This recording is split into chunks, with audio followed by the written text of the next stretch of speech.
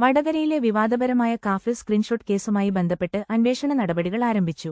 കേസിന്റെ അന്വേഷണത്തിനായി സർക്കാർ രൂപീകരിച്ച പ്രത്യേക അന്വേഷണ സംഘം വടകര റൂറൽ എസ്.പി ഓഫീസിൽ ആദ്യഘട്ട യോഗം ചേർന്ന് പ്രവർത്തനങ്ങൾ ക്രമീകരിച്ചു.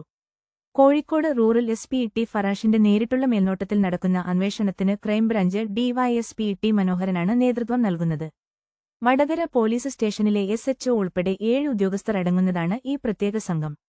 2024 ലോക്സഭാ തിരഞ്ഞെടുപ്പ് കാലത്ത് വലിയ രാഷ്ട്രീയ ചർച്ചകൾക്ക് വഴിവെച്ച സംഭവത്തിന്റെ യഥാർത്ഥ ഉറവിടം കണ്ടെത്തുകയാണ് സംഘത്തിന്റെ പ്രധാന ലക്ഷ്യം.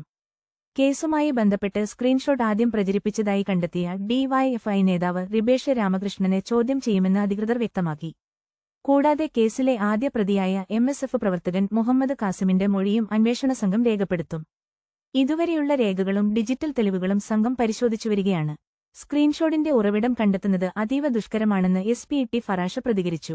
കൂടുതൽ വാർത്തകൾക്കായി ഞങ്ങളുടെ ചാനൽ സബ്സ്ക്രൈബ് ചെയ്യുക.